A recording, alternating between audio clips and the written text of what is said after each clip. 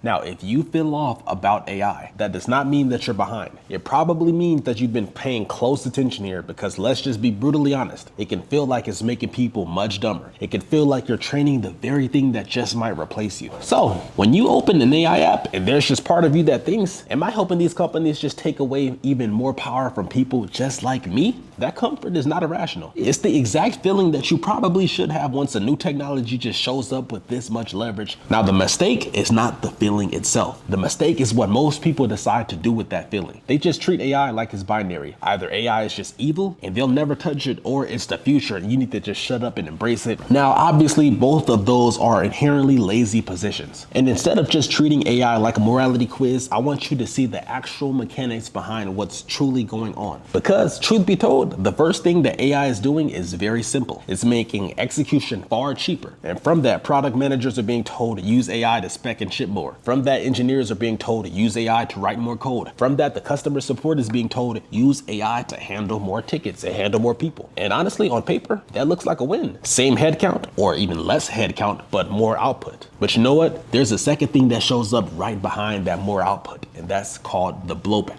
Cheaper execution is gonna almost always create quality problems, security problems, context problems. Code bases get vibe coded by AI helpers and then they begin to rot from underneath. Support teams begin to send those bot replies that sound right, but they quietly just damage the relationship between the company and their customers. And then the leaders start signing off on AI generated work that they barely even understand. And from that, somebody actually has to audit that output. They have to catch the edge cases. They have to protect the brand, the customer, and even the system. And that somebody is where the real work is going to take place from here on out. That's where the higher leverage work is going to be moving, because AI doesn't just delete work. It deletes the shallow work and then exposes everything that actually needed the judgment, taste, and responsibility the entire time. That's the lane that I want you in. I don't want you guys to become the person who's just pressing the AI buttons faster, but the person who actually decides what gets automated, what never should, and what new work should be integrated and then outputted. And what new work appears when everybody else just tries to go and cut corners. Those are the very people whose judgment gets trusted. They're the people whose names end up on the decisions and who are unironically very hard to quietly lay off. Here's the philosophy, basically. If you're the person who's deciding where things need to be implemented and the person who's thinking from a systematic level, who's looking at the entire equation and deciding where everything fits inside of your specific domain, then it's extremely difficult to replace somebody like you, because AI still does need an orchestrator. And if you are still here, it's probably because you do not want to be an operator in this. You want to think like the architect, the person who doesn't just survive whatever AI does to them, but the person who actually designs what AI does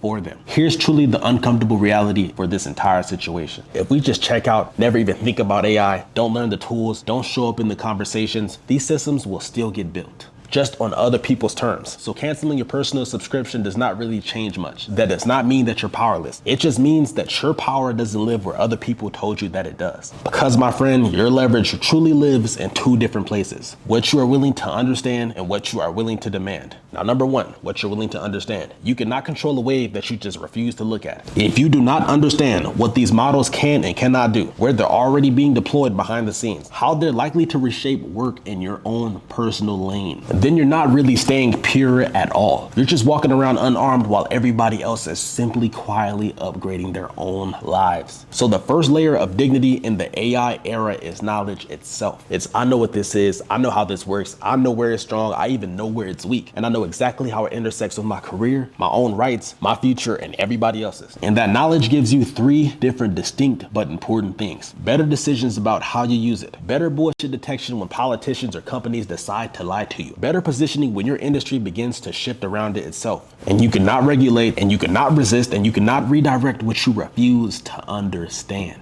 Number two, what you're willing to demand. Once you actually begin to understand the terrain, your second lever can finally kick in. That's the policy, guardrails, that's collective pressure itself. AI doesn't have to just be some one-way extraction machine where the power just only moves up, but that only truly changes if the people who actually understand these systems are the ones who are organizing, the ones who are actually holding leadership responsible, the people who are actually going out and voting, the people who are making sure that this becomes something that we can truly vote for in the first place. But in this module, we're mostly going to focus focus on your own personal offense and defense itself. That's your stack, that's your prompts, that's your workflows, so that if you do choose to push on policy later, you're going to be doing so from real experience and not just headlines. But you might still have that question, but aren't I still training my own replacement? Now this is where your own personal angst still comes in, as it truly does feel like if I use AI every single day and it gets better because I use AI every single day, am I basically just helping them build the very thing that's going to end up taking my job in the first place? So why would I even use it? Now here's the nuance that nobody even bothers to explain it. There's a massive difference between using AI as a shallow autocomplete toy. You, on the other hand, can very well be using advanced models as a serious collaborator at an almost senior level on a consistent basis, because you bring your own personal domain knowledge, real world stakes, and constraints for the model to stay within the parameters that you want to keep it in. Now, if you just sit there and stay at the level of write this email for me, summarize this article, fix this paragraph, then yes, you planted yourself in the exact same zone that AI is the very best at automating itself. But if you understand your own field and you begin to understand how to work with these systems, now you're going to be in an entirely different game. Draft senior level strategy memos, product specs, legal style breakdowns, market maps, playbooks, prototype multiple high level approaches, and stress test them from different angles. You can literally spin up virtual advisors based on different schools of thought and even compare their recommendations. That's the thing. Once you learn how to fully constrain AI and orient it in a certain direction, you realize how much power you can have. And you can even build full-on workflows and systems, not just one-off answers where the model is doing the heavy lifting and you're the person who's orchestrating it. You become the orchestrator while the AI are the people who are playing the instruments. And at that point, the model isn't just doing grunt work. It's going to be doing a huge amount of the intellectual lifting with you. But even there, your own edge is truly real. You decide exactly which problems are worth being solved. You decide what constraints matter in the real world. You decide what's actually shippable given the politics, the culture, the ethics, and the risk. And you hold the responsibility when something actually touches the real people. That's judgment, that's taste, and that's leadership. So in that setup, you're not training your own replacement. You're the person who's training your own collaborative partner. AI is going to be handling everything from repetitive tasks to first pass senior thinking and drafting, and you move further into that judgment, taste, negotiation, narrative, ethics, and real world decision making. That's the layer where being human is not a bug. It's actually where being human is the exact point. So that combo, which is your own human seriousness plus AI's capacity, is one of the most powerful weapons that we've ever truly had access to, and you have it on demand. But it only truly can work if you are in the driver's seat and you know exactly how to steer that wheel. And in this module, I'm going to show you exactly how to do that. How to turn this into an actual real world weapon in your own career. The stack that I use, the prompt patterns for senior level work, and the real workflows that make you harder to replace, not easier whatsoever.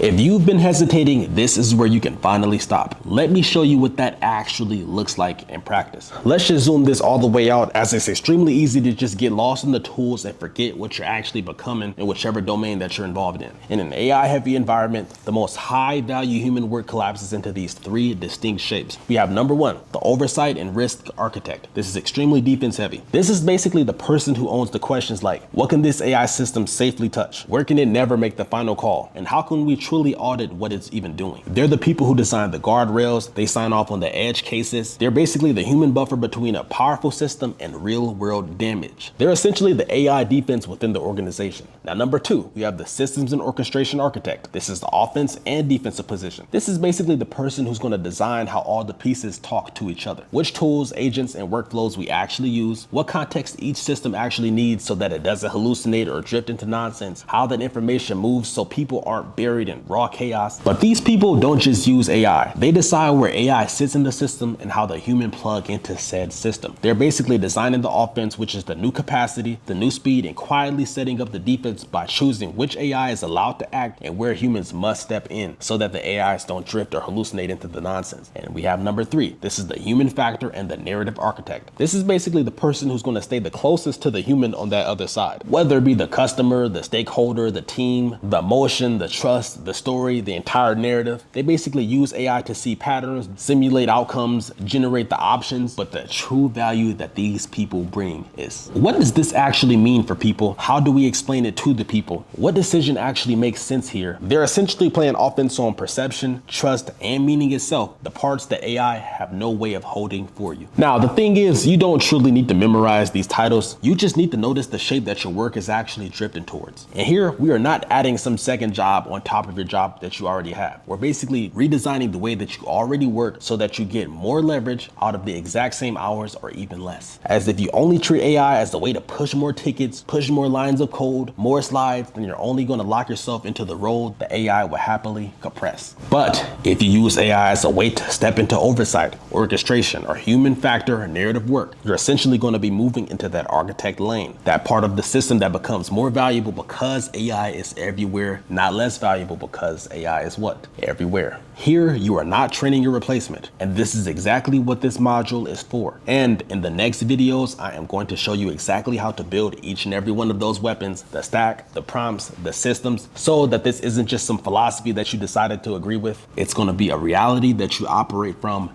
every